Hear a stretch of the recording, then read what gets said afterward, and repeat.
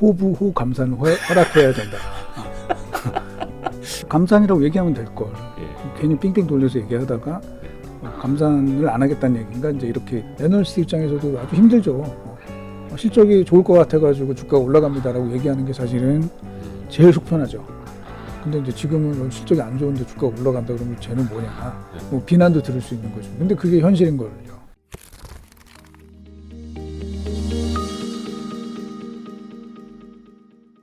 항상 그 반도체에 대해서는 우리나라 투자자들이 제일 많이 이제 주목하는 이슈이기는 한데 네. 또 이제 실적이 예. 2022년 4분기께 발표된 이후여서 네. 일단은 그 총평부터 좀 하고 시작을 해야 될 것 같아요. 예.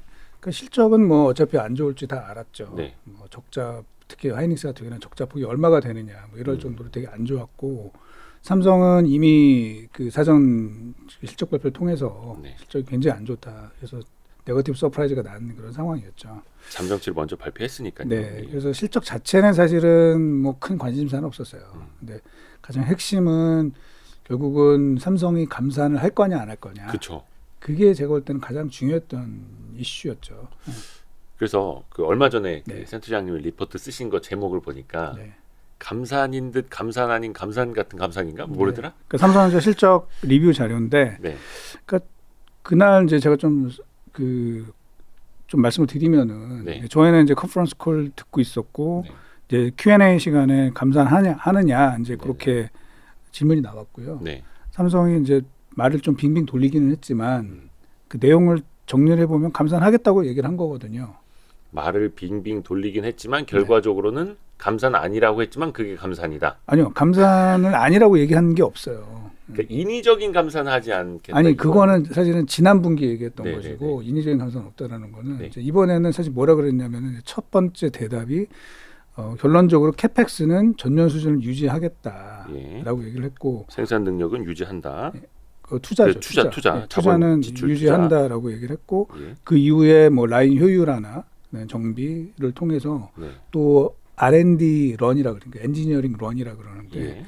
그거를 늘리겠다라고 얘기를 했는데 이게 쉽게 얘기하면 그냥 감산하겠다라고 얘기를 한 거예요. 그런데 문제는 뭐였냐면 이제 기사가 네. 삼성 인위적인 감산은 없다라고 아. 나갔죠. 그래서 주가가 많이 빠졌었어요, 실제로. 그렇죠. 빠졌죠. 근데 사실은 그것도 제가 조금 말씀드리면은 네. 이게 삼성이 그런 얘기를 해서 주가가 빠진 것이냐. 네. 그거에 대해서는 사실 좀 논란이 있어요. 왜냐하면 그날 삼성이 3.6% 주가가 빠졌거든요. 네. 근데 그날 같은 날 TSMC는 주가가 4% 빠져요. 3.9%. 아. 그러니까 사실은 그게 주가락의 원인이다? 그렇게만 보기는 사실 좀 애매한 부분이 있었던 거죠. 감산을 안 한다라는 발언 때문에 빠진 게 아니다. 그러니까 저는 그렇게 봐요. 물론 이제 그 감산을 하겠다라고 아주 명확하게 얘기를 했으면 네. 조금 달라졌을 가능성도 있지만 꼭 그게 다는 아닐 것이다. 그래서 제가 이제 정리를 좀 해봤는데 예. 1월 27일 날, 그러니까 그 전주죠. 전주 금요일 날 삼성전자 주가가 64,600원으로 마감을 했었어요. 네. 그리고 나서 이제 미국의 금요일 시장이 열렸잖아요. 네. 미국도 좀 올라가고 있었는데 막판에 보면 미국 주가가 좀 내려가기 시작을 하고 있었거든요. 그때 얘기가 뭐냐면은 미국의 해치 펀드들이 있습니다. 보통 네. 이제 저희가 요즘에는 뭐 그 ETF 하는 쪽에서 CTA 펀드라고 하는데 네. 거기에서 지금 매수가 일단락 됐다. 이제 그러면서 그쪽에서 포지션을 바꿀 수가 있다라는 얘기들이 나오면서 미국 나스닥이나 S&P가 끝에 가서 좀 밀렸어요. 그런 상황이 시작이 됐고 그리고 1월 30일 날이 이제 월요일이었잖아요. 네. 이제 그래서 사실 월요일 날도 삼성전자 주가가 한 2% 빠졌습니다. 실적 발표 전날 빠졌고 그리고 1월 31일 날 이제 실적 발표일이 시작이 됐는데 네. 그때 사실 시장의 이슈는 뭐였냐면은 네. 뭐 아시는지 모르겠지만 이제 스페인의 CPI가 발표가 됐어요. 네. 네. 네. 근데 스페인이 갑자기 왜 뭐가 중요하냐 이러실 수 있지만 네. 스페인 CPI가 5개월 연속 계속 내려가고 있었거든요. 그러니까 유럽의 물가가 조금 진정되는 듯 했는데 스페인의 CPI가 올라갔어요. 스페인의 소비자 물가 지수가 갑자기 네. 훅 올라가는. 뭐 훅은 아니고 약간 네. 계속 5개월 연속 떨어지고 있다가 1월 달 데이터가 걔네가 제일 먼저 발표를 했는데 네. 살짝 올라간 거죠. 그래서 그러면서 이제 시장의 분위기가 이거 인플레이션이 우리가 내려가는 쪽으로 베팅을 하고 있었는데 그거 아닐 수도 있는 거 아니야? 그러면은 혹시 2월 1일 날 FOMC에서 또 또 우리 제롬 파월이 이 뭐 매파의 본색을 드러내는 거 아닐까라는 이제 우려감이 확 커진 거죠. 그게 제가 봐서는 이제 그동안 올랐던 기술주들을 전체적으로 지금 끌어내린 요인이다라고 저는 해석을 해요. 물론 만약에 삼성이 우리 감산 우리도 동참하겠습니다라고 네. 명확하게 얘기를 했으면 조금 뭐 덜 빠졌겠죠. 덜 네. 빠지거나 조금 나을 부분이 있었겠지만 어쨌든 삼성이 인위적 감사는 없다라고 얘기도 안 했는데 일단 제가 볼 때 기사가 그렇게 나갔어요. 그거는 지난 분기에 얘기를 했던 것이고 이번 분기는 뭐라고 얘기를 했냐면 핵심은 뭐냐면 저는 감사한이라고 명확하게 얘기한 것 같거든요. 왜냐하면 삼성 그 임원분께서 메모리 담당 이제 부사장님께서 네. 단기 구간에 의미 있는 수준의 비트 영향이 불가피할 것이다라고 얘기를 했어요. 이게 삼성이 공식적으로 발언한 그 사실입니다. 사실 요게 사실이지. 그러면은 비트 영향 불가피하다니까 이거 많이 줄이겠다는 얘기가 되잖아요. 그래서 제가 볼 때는 이제 일부 기자님들이 조금 그 해석을 좀 잘못했던 거 아닌가. 그러니까 비트 영향이 불가피하다라는 것은 이제 비트 단위로 뭐 비트 그로스라고도 하고 그렇죠. 그렇게 해서 이제 뭐랄까 뭐 수량이라든지 금액이 아니라 네. 전체 메모리 반도체 용량 기준으로 해서 추라하는 거를 보면은 그래도 줄어들 수 있다. 이거를 꽤 확실히 많이 줄어들 수 있다라고 얘기를 한 거예요. 의미 있는 수준의 비트 영향이라 그랬기 때문에 뭐 몇 퍼센트 정도 줄어드는 게 아닐 수도 있다라고 보고 있고요. 그래서 이제 뭐 삼성이 구체적으로 얼마를 줄이겠다 얘기는 안 했죠. 예를 들면 마이크론 같은 경우는 20% 감산을 하겠다라고 네. 이제 그동안 얘기를 했었고 SK하이닉스는 감산 규모는 밝히지 않았지만 캐펙스는 한 50% 줄이겠다. 그러면서 뭐 자연스럽게 뭐 생산도 뭐 많이 네. 낮추겠다는 이제 얘기를 했죠. 삼성은 그 얘기는 안 했지만 이제 제가 봤을 때는 의미 있는 그 역량이라는 거는 어느 정도냐면은 제가 볼 땐 최소한 D램 같은 경우에는 웨이퍼 기준으로 한 8만 장. 네. 예. 이건 뭐 삼성의 얘기가 아니고 이제 제가 추정을 하는 겁니다. 낸드는 한 10만 장 정도까지 줄일 수 있다라고 보고 있고요. 삼성의 D램 생산 캐파가 원래 맥스로 봤을 때 한 62만 장 정도 됐었어요. 네. 근데 8만 장 정도 줄이는 거니까 한 13% 정도 꽤 많이 줄여야 된다는 얘기고. 그 정도면은 감산 폭이 크다라고 볼 수 있는. 원래 이제 사실은 감산을 안 하죠. 사실은 완하는 네, 게 네. 이제 정상인데 네. 그만큼 재고가 너무 많은 겁니다. 아하. 재고가 너무 많고 낸드는 57만 장에서 10만 장까지 줄이는 거니까 뭐 더 많은 거예요. 한 16%, 17%이 정도 감산을 하게 되는 것이고요. 지금 삼성이 이렇게 감산을 할 수밖에 없는 이유는 뭐냐면 아직 뭐 4분기 데이터가 나온 건 아닌데 3분기 저희가 다 좀 봤거든요. 네. 3분기 말 현재 삼성전자의 반도체 부문 네. 재고 자산 금액이 무려 26.4조 원이에요. 26조 4천억이면 예년에 비해서 한 어느 정도 되는 걸까요? 어마무시하게 많이. 어마무시하게 높은 거고요. 참고로 4분기에 삼성전자 반도체 전체 매출이 20조 원이었거든요. 네. 근데 그거보다도 훨씬 많은 거죠. 한 개 분기 매출 이상으로. 네. 그리고 재고는 사실 매출 원가로 봐야 되는 거기 때문에 네. 한 개 분기를 훨씬 넘어가는 거죠. 사실은 그거를 소화하려면은. 매출 원가로 따지자면. 보통 이제 그렇죠. 매출 원가를 가지고선 저희가 재고 자산 회전 기간 이런 거를 계산을 하는데 그럼 사실은 엄청나게 많은 겁니다. 엄청나게. 과거에 저희가 상상하지 못할 정도로 현재 많은 것이고 그러면은 이런 상황에서 감산을 안 한다는 거는 제가 볼 때 만용이라고 생각을 해요. 그래서 이거는 삼성이 과감한 수준의 그런 감산은 이거는 뭐 선택이 아니라 이건 필수다. 필수다. 할 수밖에 없다. 감산할 수밖에 없다. 왜냐하면 이제 제가 이제 그 D램 생산 모델 같은 거를 이렇게 만들 때 보면은 네. 저희는 모델링을 제가 이제 직접 좀 자세히 하는 편이거든요. 네. 출하 가능량이라고 있는데 출하 가능량 이퀄 이번 분기의 생산액, 생산량 더하기 전기 재고죠. 예. 그게 이제 합쳤을 때 그게 이제 출하할 수 있는 양이 되는 건데 그거 대비해서 현재 출하가 되는 양은 절반이 안 돼요. 한 40% 정도밖에 안 되는 거죠. 이거 재고가 너무 많다는 것이고 이거를 좀 많이 줄여야 되는 그런 거죠. 그래서 삼성이 얘기했던 거는 뭐냐면 이제 미래 기술을 위한 투자는 계속 하겠다라는 거죠. 그건 오케이입니다. 사실 네. 미래 기술을 위한 투자를 계속하는 건 오케이인데 지금 재고가 너무 많기 때문에 현재 생산되는 물량은 좀 줄일 필요가 있다라고 생각이 된 거고 이렇게 되면은 이제 조금 바뀌는 겁니다. 사실은 시장에서 원했던 답이에요. 제가 봐서는 사실은. 아, 네, 그러면 뭐 당장은 안 좋죠. 지금 너무 안 좋기 때문에 감산을 하는 거니까 안 좋지만 시차를 두고 재고가 줄어들 수가 있다. 재고가 줄어들면 곧이어서 이제 반도체 가격 하락 속도도 좀 둔화되고 충분히 재고가 줄어들면 그다음에 이제 올라갈 수 있는 여지가 생기는 거죠. 그러면서 사실은 이제 분위기가 그 다음 날부터는 또 바뀌었죠. 바뀌면서 한익수도 올라가고. 그래서 주가라는 녀석은 그걸 이제 선행을 하니까 지금 이제 감산 이야기하면서 저는 계속 드는 질문이 두 가지가 있습니다. 네. 첫 번째는 감산이 왜 이렇게 중요한가? 이건 이제 뒷부분에 추가로 하게 될 질문에 힌트가 될 수 있겠고, 또 하나는 삼성은 도대체 왜 이렇게 커뮤니케이션을 하는가? 그냥 단순하게 마이크로 있는 하이닉스처럼 20% 몇십 프로 감산하겠습니다 하면 되는데, 처음에는 1월 중순에는 인위적인 감산은 없다. 네. 이제는 R&D 런이라고 표현을 했고, 네. 뭐 라인 효율화, 뭐 정비 통해서 하는 R&D 런 이야기를 했고, 여기도 그냥 우리 한 10몇 % 감산하겠습니다라고 하면은 안 되는 겁니까, 삼성은? 글쎄요. 그러니까 저도 잘 이해는 안 가는데 네. 모르겠어요. 삼성 내부에서는 감산이라는 게 약간 금기어시 되어 있다라는 얘기가 옛날부터 있었고요. 아, 그래서 제가 사실 보고서에도 그 얘기를 했죠. 그러니까 네. 호부 감산을 허락해야 된다.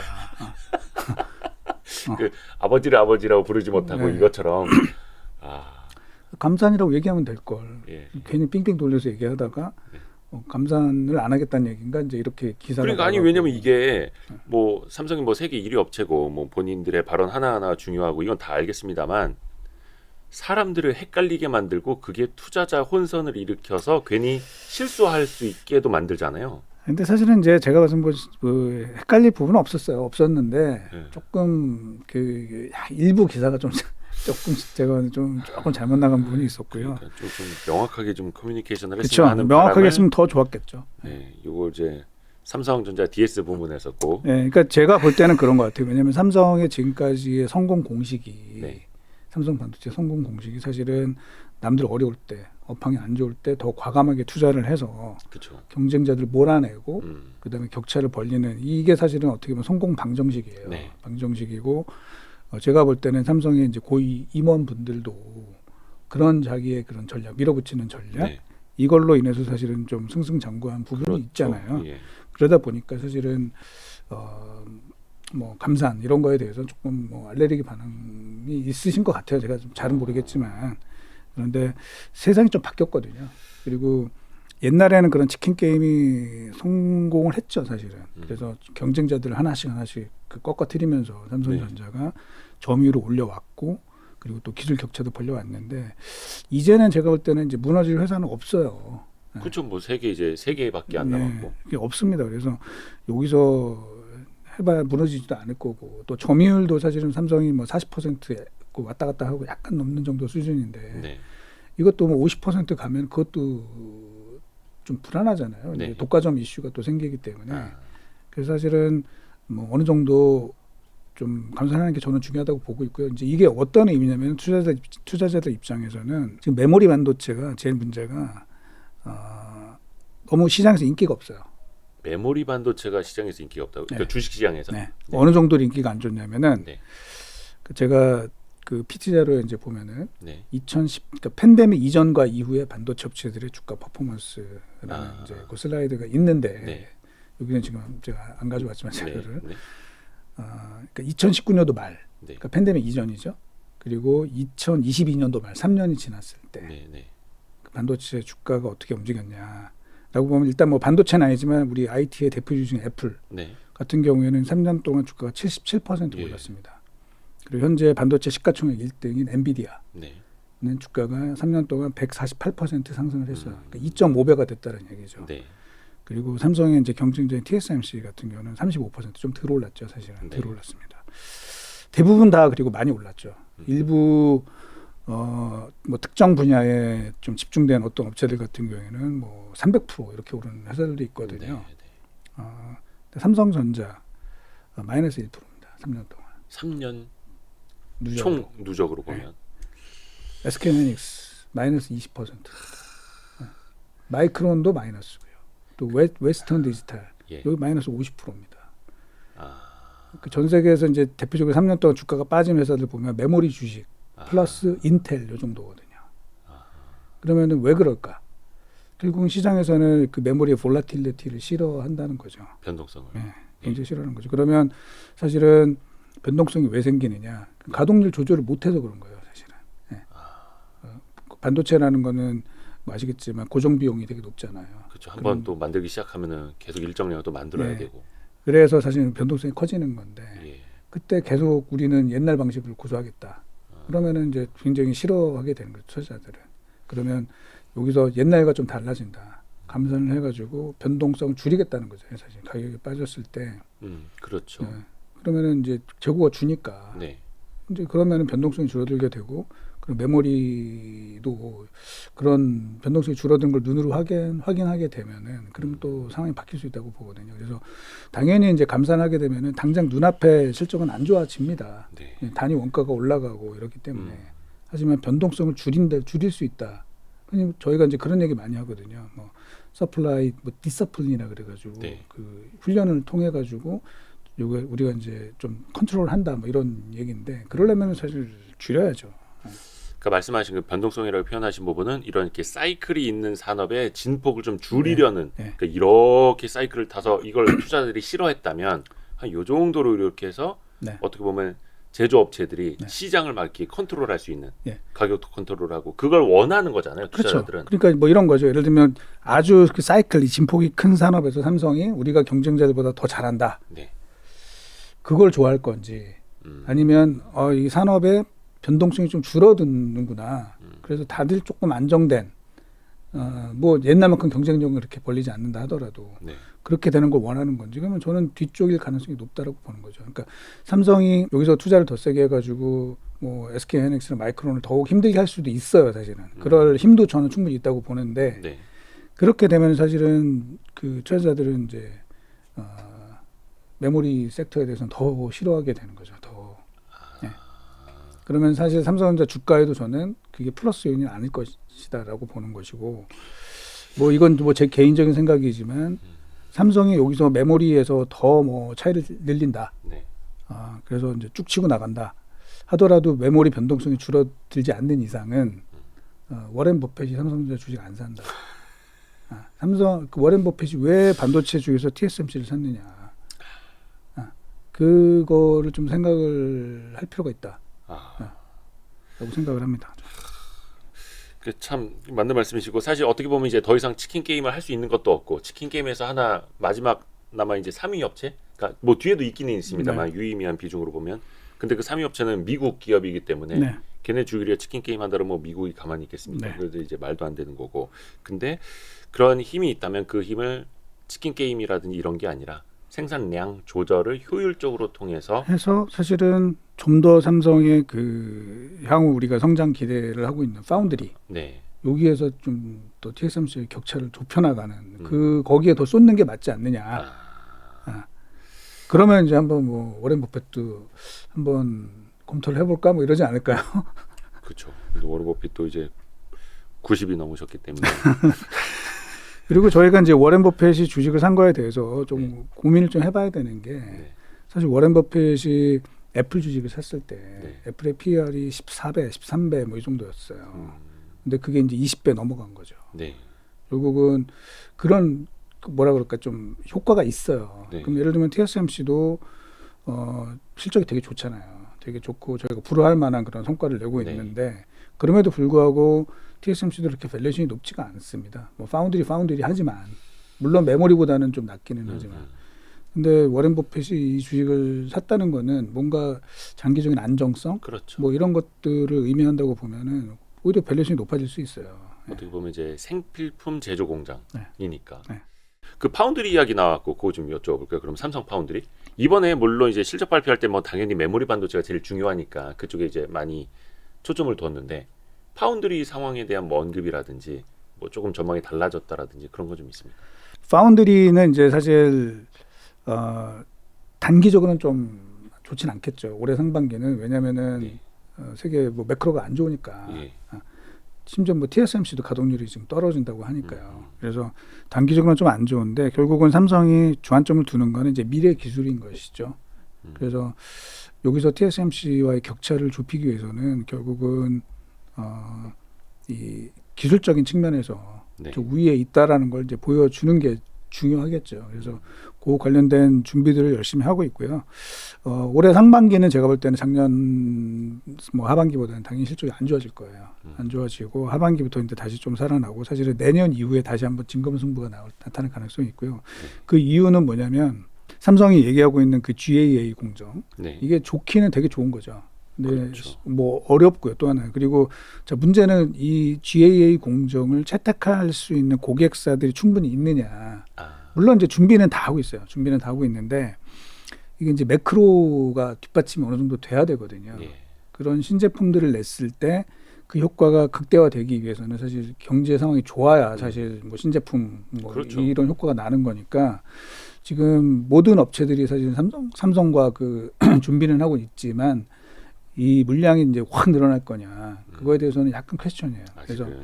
예를 들면 뭐 AMD가 됐든 엔비디아가 됐든 이 업체들이 무리해서 지금 3나노 이거를 올해 안에 뭐 조기 출시한다 뭐 이거보다는 조금 여유를 갖고 좀 경제 상황도 좀 회복이 되고 이랬을 때 네. 3나노 제품의 그 출시 시기를 좀 조절을 할 가능성이 있거든요. 그래서 올해는 뭐 조금 실적은 작년보다는 저는 좀 못할 가능성이 있다고 보지만 어쨌든 뭐 올해가 아니라 우리가 장기적으로 내년 내후년 넘어가면서 이제 준비를 좀 철저히 해야 될 것 같습니다. 일단 현재까지도 메모리 반도체 가격은 하락세가 네, 아직 안 끝났죠. 네, 네, 네. 왜냐하면 재고가 많기 때문에. 이거 어디까지 떨어져야 돼요? 그럼? 잘 모르죠. 잘 모르지만 네. 이게 경험적으로 봤을 때 1등 업체인 삼성전자가 예. 적자에 들어가게 되면 사실은 이제 거의 바닥에 다 왔다고 봐야 돼요. 네. 아무리 뭐 재고가 왜냐면 여기서 이제 재고를 줄여 나갈 테니까. 네. 그러면은 저희가 볼 때는 조금 이른 감은 있지만 1분기까지는 확실히 뭐 좀 많이 빠지겠지만 2분기부터는 가격 하락세가 굉장히 둔화될 수 있다라고 봅니다. 왜냐하면 이제 업체들이 못 버텨요. 이제 지금 상황에서는. 그래서 그러면은 제가 볼 때는 이제 좀 그런 가능성이 있고요. 그러면 사실은 주식을 되게 사고 싶어지는 사람들이 생기는 거죠. 최악을 면했고 네. 이젠 더 이상 안 됐고. 빠진다. 뭐 이런 식이 되면은 안 빠지는 경향이 좀 있다라고 말씀드릴 수 있고, 여기 보시면 저희가 하이닉스의 실적을 가지고 이제 매출 증가율 YOY로 네. 전년 대비해서 매출 증가율에서 재고 증가율을 뺀 거를 그래프를 한번 그려본 거예요. 하이닉스 거. 네, 하이닉스에 대해서. 예. 그러면 이제 모양이 이렇게 나왔단 말이에요. 근데 제가 이제 동그라미를 쳤는데 바닥을 조금 지난 듯한 느낌이 보이잖아요. 물론 안 좋은 거예요. 지금 이게 마이너스라는 얘기는 재고 증가율이 매출 증가율보다 높다는 얘기인 거잖아요. 여기 여전히. 그림이 굉장히 그것도 예. 굉장히 많이 안 좋은데 어쨌든 이게 좀 살짝 꺾어져 있다. 네. 뭐 이런 거고.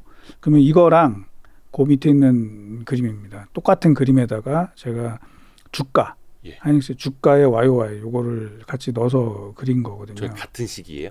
예. 어. 잘 맞죠. 예. 네, 잘 맞는단 말이에요. 그래서 네. 그러면 이제 마찬가지로 주가도 바닥을 지나는 그런 단계에 있다라고 보기 때문에 네. 그래서 안 좋아요. 안 좋은 거는 맞지만 그래도 이게 앞으로 그러면 방향 틀고 변한다 그러면 뭔가 좀 바뀔 가능성들이 많이 생긴 거죠. 그래서 제가 이번에 삼성전자 감사한 발표가 되게 중요한 인플렉션 포인트가 될 수 있다라고 이제 말씀을 드린 겁니다. 근데 이게 항상 지나고 나서 보면 쉬워요. 하이닉스 7만 원대에 살 걸. 삼성전자 막 5만 원대에 살 걸. 네.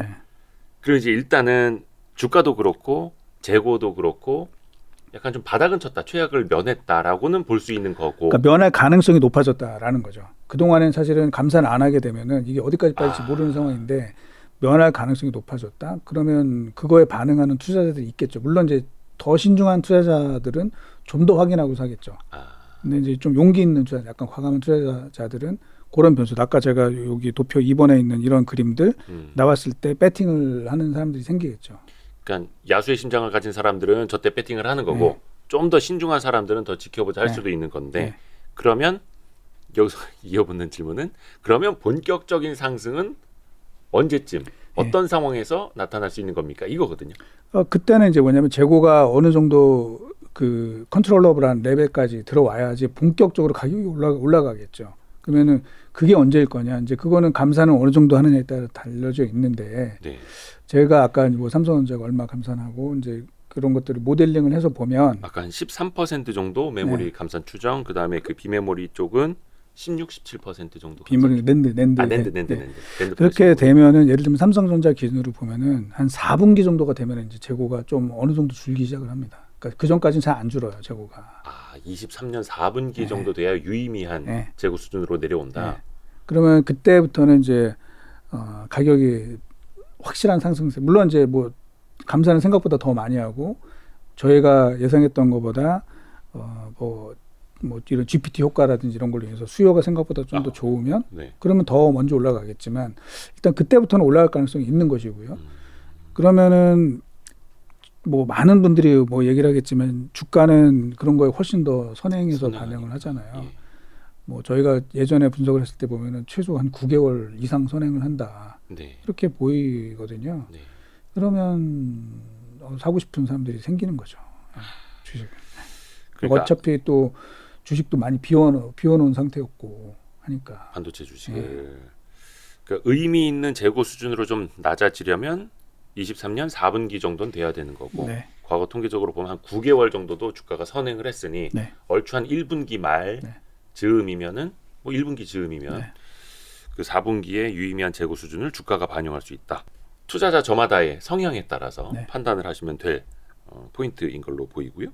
최근에 보면 삼성전자하고 하이닉스 이제 반등하면서 반도체 소부장 기업들 네. 주가도 이제 동반 반등을 했거든요. 근데 이것도 어떻게 보면 그냥 같이 최악을 면했다라는 의미의 반등일지, 왜냐하면 이제 감산을 한다라는 의미는 어떤 소재 부품을 덜 쓴다라는 얘기잖아요. 네, 맞습니다. 근데 약간 같이 오른 감도 있어요. 네. 좀 어떻게 해석을 해야 될지. 이거 뭐 마찬가지예요. 이게 우리가 뭐 다른 업종도 마찬가지겠지만 네. 반도체 업종 특히나 그 실적과 주가가 같은 방향으로 움직이질 않는다는 거죠. 항상 뭐 선행해서 움직이고 그렇죠. 이런 게 제가 저기 TSMC 보고서를 썼 게 있는데 이것도 잠깐 하나 좀 보여드리면 네. 저희는 사실 그 삼성전자 주가 워낙 실적에 선행을 해가지고 네. 그런 게 좀 익숙한데 TSMC도 그랬습니다. 이게 TSMC의 영업이익을 파란색으로 했고 까만색이 이제 주가인데 네.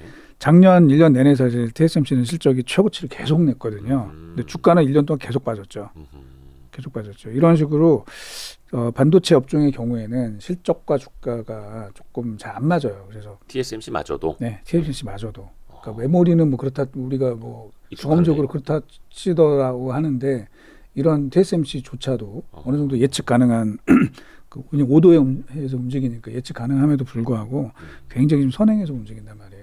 어떻게 보면 이제 세계 경기 매크로를 또 반영한 그런 수도 것도 있고요. 예, 그런 것도 있고. 그래서 소부장 주가도 마찬가지인 게 네. 지금 뭐 감산을 하고 뭐 캐펙스를 줄이고 예. 이런 상황이면 실적이 안 좋아지겠죠. 네. 예, 안 좋아질 겁니다, 다들. 그런데 지금 보면은 작년에 그러면 캐펙스 많이 할 때 그럼 주가가 좋았냐? 안 좋았죠. 그러니까 미리미리 반영을 하는 거고 결과적으로는 삼성전자랑 SK하이닉스 주가와 같은 방향으로 움직입니다. 같은 방향. 그리고 좀 더 볼라타일하게 움직이고 변동성 있게. 네, 훨씬 더 변동성 있게 움직이고 또 지난 한 1년 6개월 정도 주가가 너무 많이 빠졌기 때문에 뭐 절대 레벨로 보면 사실은 예전 주가 생각해서 지금 현재 보면 굉장히 싸 보입니다. 다. 그럼 이제 소부장 주식들은 언제 사는 거냐면 사실은 뭐 반도체랑 비슷한데 실적 안 좋아졌을 때 주가가 많이 빠졌을 때 사놓고 이게 거꾸로. 예, 그 주가가 보면은 이제 한 번에 이걸 반영하는 경우들이 꽤 있습니다. 또 올라갈 땐 또 굉장히 네. 빠르게 올라가 네. 버리죠. 그리고 이제 지금은 바닥에서 좀 튄 정도가 되겠지만 네. 여전히 제가 볼 때는 주가는 되게 낮은 상황이고 아까 말씀드린 것처럼 예를 들면 반도체 가격이 올라가고 본격적으로 이익이 이제 저희가 기대하는 수준까지 올라가게 되면 그때는 이미 굉장히 많이 높아져 있을 겁니다. 아하. 네, 주가는. 그래서 이제 그런 관점에서 안 좋지만 네. 기본적인 이 회사가 그 장기적으로 벌 수 있는 매출과 영업이익이 있을 거 아닙니까? 네. 이제 그거를 감안해서 저희가 밸류에이션을 해야지 지금 당장 이제 올해 실적이 안 좋아질 거니까 네. 뭐 PR이 비싸네, 뭐 네, 이거는 사실 안 맞는 그림일 수 있어요. 저도 얼마 전에 그 세미콘 코리아 그 네. 반도체 박람회 네, 갔다 왔는데 그 소부장 기업들 관계자들 뭐 그 대표이사 나와 계신 분들도 있고 그 여팡이나 이렇게 여쭤보면 일단 한숨부터 쉬시는 네. 거예요.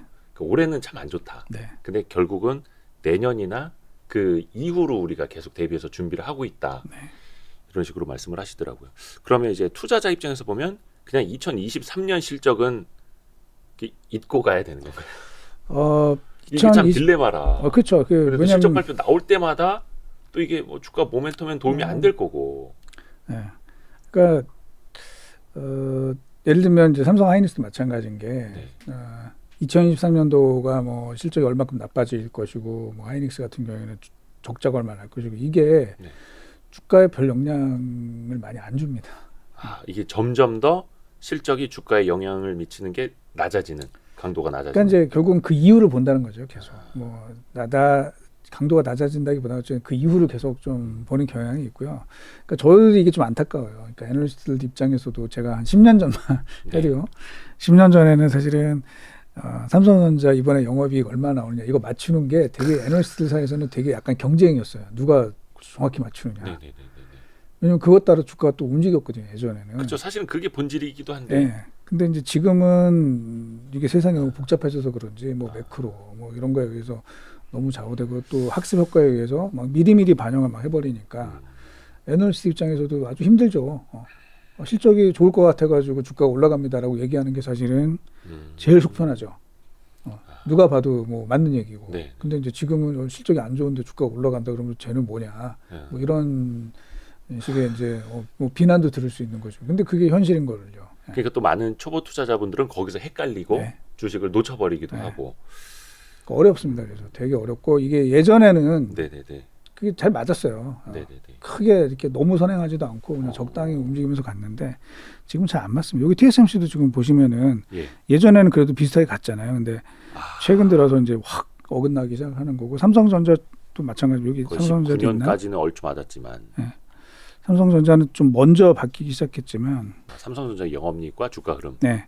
마찬가지로 조금 삼성은 근데 좀 약간 다르긴 했어요. 네. 네. 근데 이전 제가 아까 10년 전이라고 그랬는데 그때는 사실은 이게 되게 잘 맞았거든요. 근데 지금은 이제 보시는 것처럼 주가 고점과 실적 고점이 굉장히 차이가 많이 나죠.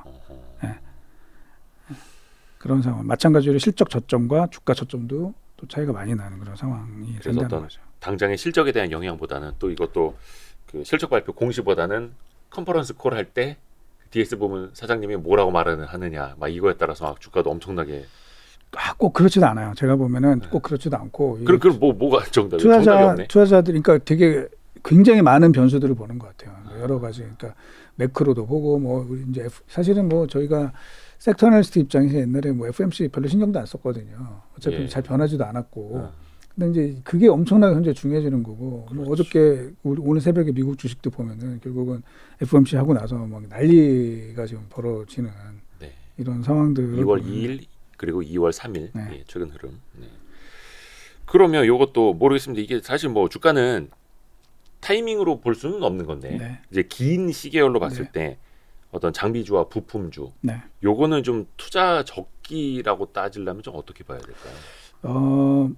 사실은 이제 길게 보면 지금이 투자 적기죠. 왜냐면 되게 안 좋을 것 같은 그 부분들이 작년 주가 하락으로 상당히 많이 반영이 됐으니까 지금이 오히려 투자 적기 장기적으로 보면 길게 보면 그렇게 볼 수 있고 특히 국내 기업들은 뭐 다들 아시는 것처럼 뭐 소부장, 국사나 뭐 이런 그 우리 대명제가 있잖아요. 대명제가 있기 때문에 좀 실력이 있고 그 미래에 대한 준비를 잘하고 있는 회사들은 제가 보면은 뭐 장기 투자자들 근데 사실 뭐 장기가 좀 애매하긴 한데 그 길게 보시는 분들은 뭐 저는 뭐 지금 많이 싼 상황이다 이렇게 좀 보고 있습니다. 선생님 여기서 저 질문이 있습니다. 네. 그 소부장 국산화라는 이제 대명제 말씀해 주셨는데 그 EUV에 연관되는 부품들 소재들 있지 않습니까? 극자외선 노광 장비. 근데 그 기업들 보면 최근에 엄청나게 급등을 한 것들이 좀 있어요. 뭐 한 일주일 사이에 막 몇십 % 이상. 근데 이렇게 보면은 밸류에이션을 보면은 손이 안 나가요. 시가총액이 이익 대비 너무 커요. 이런 것들은 좀 어떻게 판단을 하면 좋을지. 그러니까 이제 제가 아까 그 팬데믹 이전과 이후에 어떤 기업은 한 300% 주가 오르는 회사도 있다 그랬잖아요. 이제 그 회사 중에 하나가 일본의 이제 레이저텍이라는 회사가 있어요. 일본의 레이저텍. 예. 그 회사가 그 EUV 마스크 검사 장비 업체예요. 네. 마스크 검사. 네. 아, 그러니까 이제 핵심은 그거라는 거죠. 그 어. EUV는 이제 그런 포텐셜을 가지고 있는 거죠. 왜냐면 시간에 뭐 차이는 있겠지만 장기적으로는 다 그걸로 가야 되는 거잖아요. 그렇죠. 미래 기술이고 네네. 뭐 지금은 몰라도 그러니까 이거는 제가 볼 때 뭐 2, 3년 볼 게 아니라 한 10년 뒤에 회사가 어떻게 돼 있는지 그게 반영이 되는 거죠. 그렇기 때문에 뭐 EUV 관련된 회사 물론 주가는 변동성이 있을 거예요. 있지만 그만큼 뭐 10년 뒤에 이 회사는 지금과는 완전히 달라져 있는 모습이 될 가능성이 있죠. 실력만 있다면 그 제품의 품질만 잘 맞춰준다면 이거 뭐 다 지금은 EUV 한다 그러면 뭐 다 들썩들썩하겠지만 네. 진짜 검증되는 거는 시간이 지나서 검증이 되겠죠. 하지만 그렇죠. 그런 기회는 충분히 있다. 그리고 일본의 레이저텍은 그거를 실제로 뭐 TSMC나 이런 데 납품을 해서 예. 상당히 성과를 내고 있기 때문에 그렇게 주가가 올라간 것이고요. 국내에서도 지금 뭐 여러 업체들이 있잖아요. 네. 뭐 SNST, FST, 뭐 동진 세미키 이런 회사들. 예. 가장 대표적인. 네, 그 흔히 말해서 이제 EUV 관련된 뭐 3인방 이렇게 얘기를 하는데 이런 회사들은 뭐 이게 10년 뒤에 정말 그렇게 될지는 제가 장담 못 드리지만 어쨌든 관련해서 이제 계속 국내 업체들 중에서는 대표로 앞서 있는 회사들이니까 좀 관심을 계속 가지셔야 될 것 같아요. 저도 그 여쭤본 게 뭐냐면 이번에 세미콘 코리아 가서 저도 그런 질문을 많이 했거든요. 근데 뭐 어떤 거는 뭐 빨라야 2024년에 뭐 이렇게 뭐랄까 상용화까지는 아니고 그리고 또 어떤 거는 뭐 2025년, 26년까지 좀 봐야 되겠다 막 이렇게 부품별로 네. 이야기를 해주시는 거 보면은 물론 주가는 그걸 또 엄청나게 선 반영을 하는데 그래서 이제 전통적인 가치 투자 개념으로 밸류에이션 보고 시가총액 따지고 이런 분들은 못 사는 거고. 못 사죠. 네. 근데 또 거기 함정에 또 빠지면 안 되겠다라는 생각도 하게 되고요. 근데 약간 센터장님의 의견도 약간 그 시대의 흐름을 보면서 가야 된다는 그렇습니다. 예.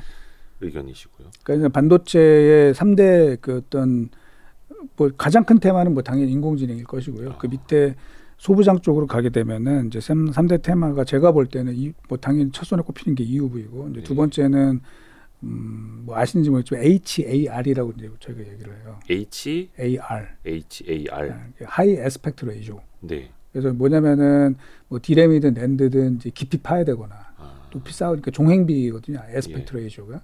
그래서 이제 그런 거, 뭐 딥트렌치, 그다음에 뭐 스택 공정에서도 뭐 200단, 300단 올라가는 뭐 이런 것들이 중요해질 겁니다. 그걸 관련된 업체들 이게 되게 중요해질 것이고요. 또 하나는 이제 C2C라고 그래서 카퍼 투 카퍼, 그러니까 패키징 쪽에서 카퍼 투 카퍼 패키징. 요게 이제 앞으로 인공지능 뭐 이런 쪽과 관련돼서 굉장히 중요해집니다. 왜냐하면은 CPU랑 메모리를 접합해서 이제 붙이는 그런 패키징 방식 이런 것들이 계속 그 높아질 것이기에 요게 제가 볼 때는 하드웨어 쪽에서의 3대 중요한 이슈가 아닐까라고 생각을 합니다. 근데 방금 이제 말씀해 주신 거 보면 어떻게 보면 이제 EUV 국산화 그 소재 부분부터 어떻게 보면은 저기 후공정 네. 패키징까지 말씀을 해 주신 건데 사실 요게 저희가 시간이 많지 않아 가지고 요것만 해도 거의 한 시간은 이야기해도 좋을 것 같기는 한데 간단하게라도 그 이야기를 해주신 것들과 국내의 좀 업체들 연관지어서 조금 이렇게 멘트해 주실 만한 건 있을까요?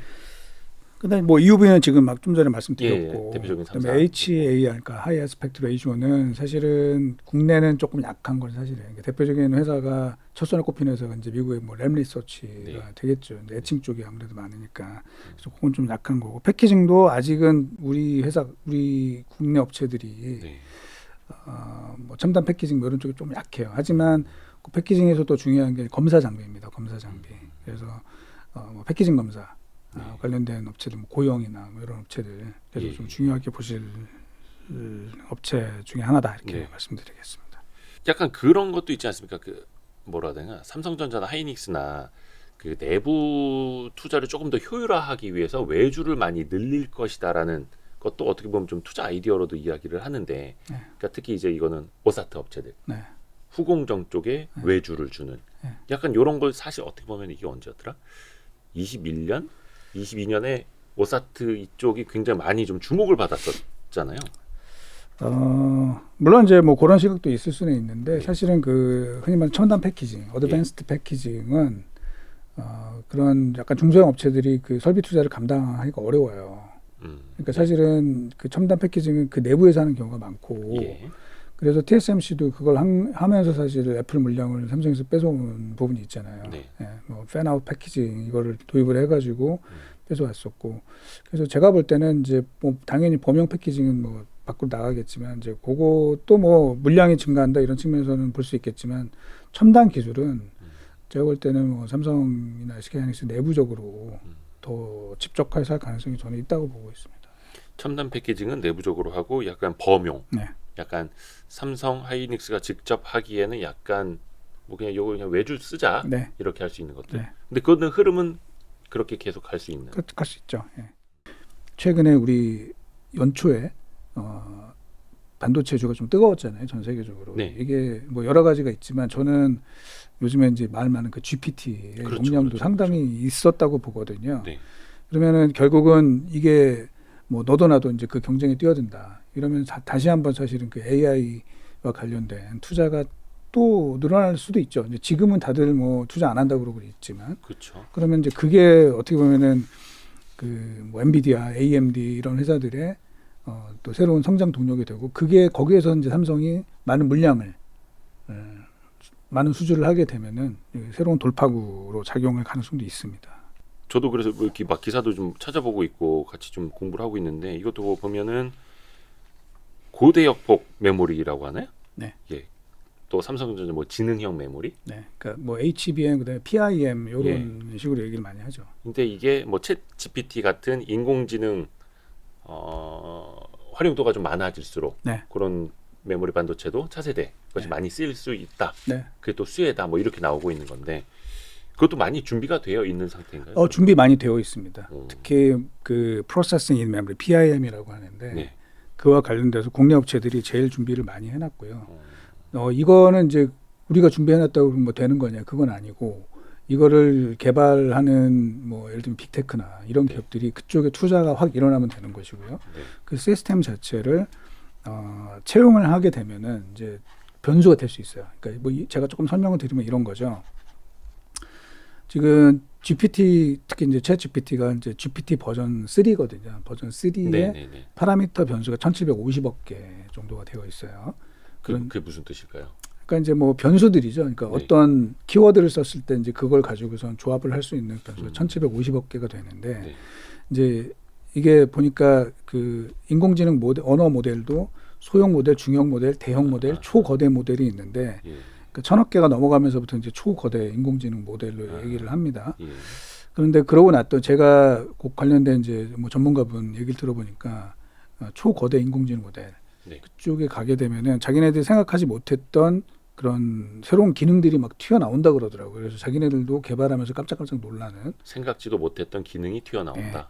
그런 일들이 되게 많다고 하는데, 지금 이제 GPT가 1750억 개잖아요. 예. 근데 이 다른 업체들도 당연히 그걸 알고 있거든요. 그래서 이제 준비를 많이 하고 있습니다. 그런데 그 이 후속 모델로 현재 준비되고 있는 예를 들면 구글이나 뭐 또는 중국의 업체들 준비하고 있는 거는 이렇게 조 단위로 넘어갑니다. 이제 파라미터 변수가 조 단위로 넘어가고, GPT-4 버전은 최대 100조 개의 변수를 현재 쓴다고 합니다. 상상이 안 가는데요. 예. 상상이 안 가죠. 예.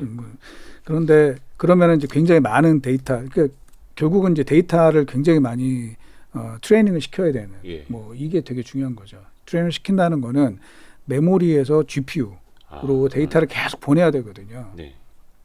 근데 이게 그 정도로 늘어나게 되면은 이게 너무 많아져요. 너무 많아져서 이게 그 뭐 버든이 너무 심해지는 거죠. GPU가 네네. 처리해야 될 버든이 너무 심해지고, 그러면은 이제 첫 번째 생각할 수 있는 게 데이터를 보낼 때 그 저희가 버스라고 그러는데 버스 폭을 늘리는 거죠. 네. 그래서 한 번에 그냥 여러 차선을 여러 개를 둬가지고선 쭉쭉 보내면 좀 빨리 갈 수 있는 거 아니냐. 그게 이제 광대형 메모리고. 자, 또 하나는 뭐냐면, 자, 그래도 너무 많다는 거죠. 데이터가 들어오는 게. 그러면 GPU가 이거를 처리하는데 또 역시 많이 버벅거리는 일이 생길 수 있다. 아무리 성능이 좋다 하더라도. 왜냐면 네. 너무 많으니까. 네. 100조 개라는데. 그러면은 어떻게 하는 거냐면 메모리를 진화시키는 겁니다. 메모리 반도체를 지능화시킨다. 그래서 제가 이제 예를 들어드리면 뭐 이래요. 제가 우리 저기 주니어 애널리스트한테도 얘기를 하는 게, 네.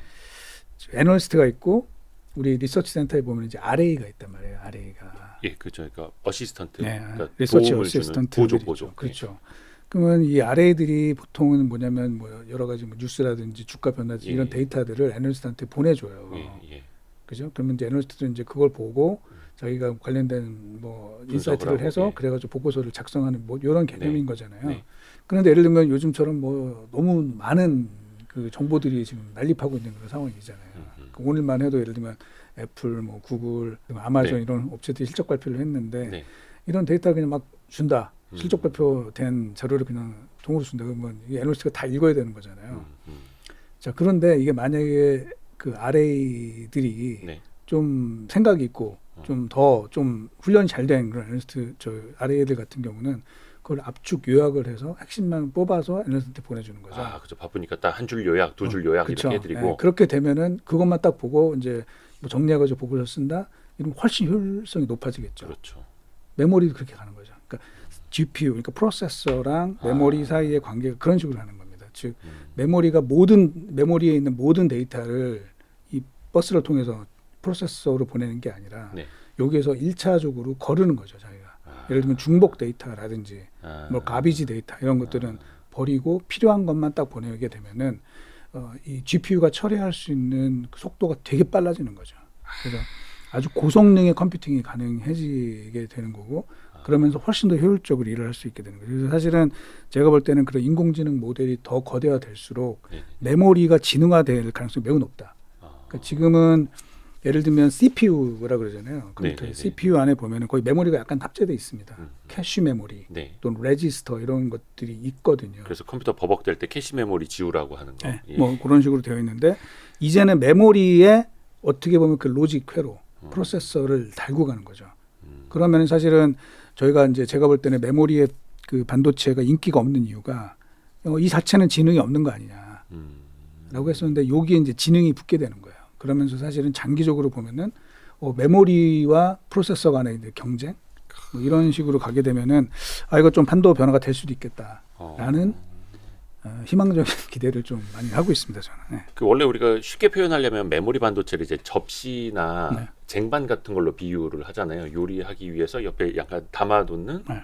일시적인 이제 메모리 저장 장치. 근데 나중에 보면은 이 쟁반이나 접시 얘가 이거 필요한 요리 재료예요. 이거는 필요 없는 재료예요. 이렇게 막 걸러주고. 네. 그래서 막 100조개를 다 냄비에다 넣으라고 하는 게 네. 아니라 네. 그 중에서 한 몇백만 개만 넣으시면 돼요. 이렇게 또 판단해 줄 수 있는데 그게 메모리 반도체, 지능형 메모리 반도체 역할이다. 그래서 최근에도 보니까 그 AI 프로세서에 메모리 반도체가 이제 결합된 제품들, 네. 뭐 AMD도 그렇고 그런 것도 이야기가 좀 많이 나오더라고요. 재밌어지네요.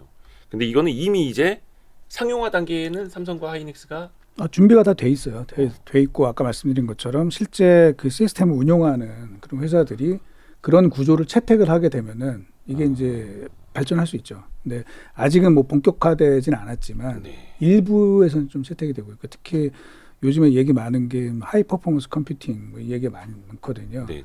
그러니까 고성능 이 서버 이런 쪽에서는 사실은 그쪽으로 슬슬 진화가 될 수 있고 이게 만약에 스타트가 된다?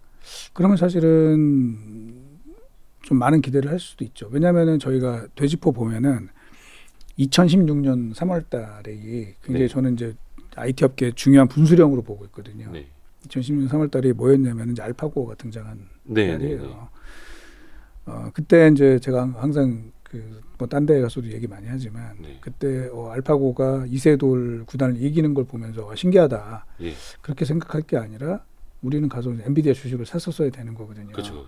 왜냐하면 그 이후에 엔비디아 주식이 최고 지금은 좀 빠졌지만 47배 올랐어요 주가가. 네. 47배. 세상이 바뀐 거죠. 그 진도준처럼 좀 다시 태어나야 되는데.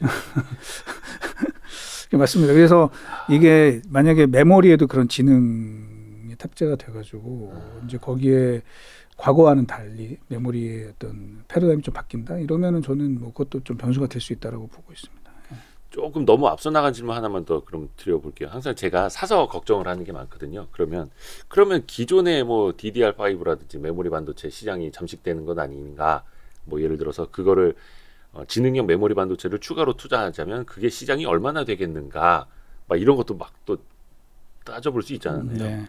뭐 아직은 사실 뭐 정확하게는 몰라요, 사실. 그리고 그거를 뭐 제가 이거 좋다라고 해서 되는 게 아니라 결국은 구글, 아마존, 뭐 마이크로소프트 얘네들이 그쪽으로 시스템을 변경을 하는 게 중요한 도입을 거거든요. 하고 막 예. 투자를 확대를 하고 해야 되는데. 근데 제가 볼 때는 이제 시작이 되면 뭐 사실은 우리가 또 주식이라는 게 그렇잖아요. 이게 잘 모를 때 올라갑니다.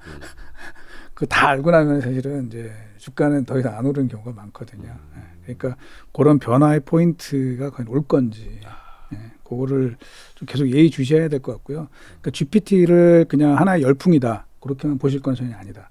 이거는 어떻게 보면은 좀 새로운 성장 동력이 될 수 있는 거 아닐까라고 봐야 되고요.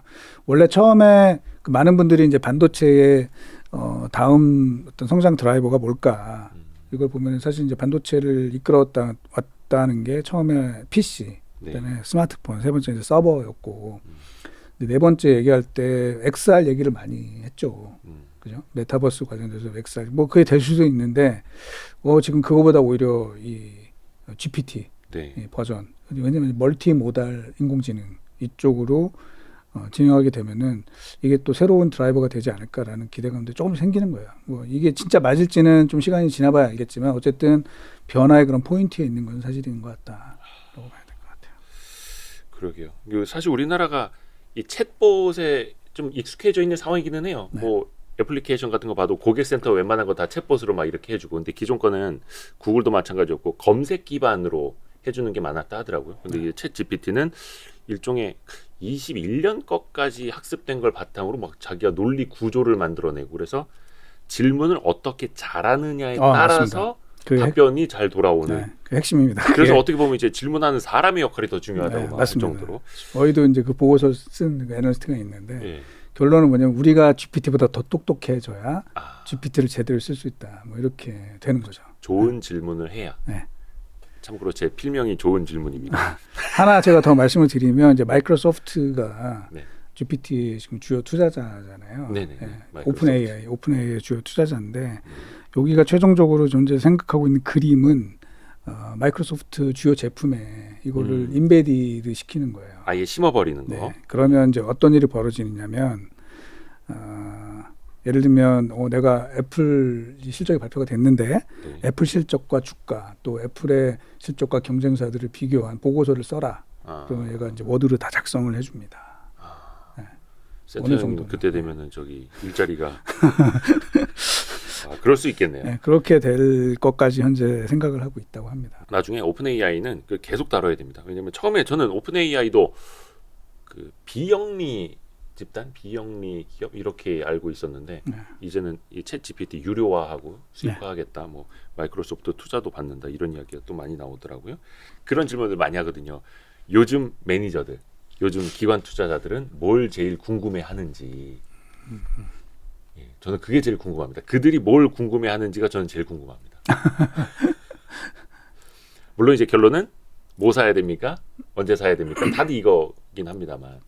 그러니까 이제 뭐 당장 지금 주가랑 관련 있는 거는 아까 처음에 말씀드린 것처럼 사실 삼성전자 실적 발표 때도 다른 거 다 필요 없고 감사는 얼만큼 하느냐가 제일 중요했어요. 그래서 좀 그 효과가 어느 정도가 나타날 건지 이제 이게 중요할 거고, 뭐 저도 사실 이걸 뭐 금방 알 수는 없어요. 왜냐면은 다시 한번 좀 정리를 해야 되거든요. 각 주요 기업들의 팹, 그다음에 향후 뭐 여러 가지 좀 다시 한번 정리를 해가지고 좀 모델링을 좀 더 해야 됩니다. 그래서 근데 어쨌든 그걸 또 생각하고 하면 또 투자 시간이 걸리니까. 근데 이제 감산한다 그 자체가 가장 중요한 이슈, 최근에 중요한 이슈라고 봐야 될 것 같고요.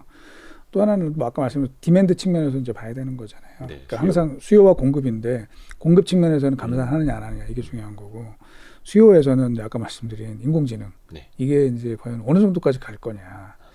사실 이제 여기에서는 약간 저희들이 상상력이나 약간 소설 뭐 이런 것들도 좀 써야 되는 부분들이 있는 거죠. 아무도 정확하게는 모르니까. 뭐 그거에 관련된 얘기들 좀 계속 드리려고 합니다. 알겠습니다. 오늘 또 이제 멀리 또 지방 출장 가셔야 되기 때문에 여기서 이승우 센터장님 또 보내드리고 다음을 또 기약하겠습니다. 아유, 너무 감사합니다. 고맙습니다.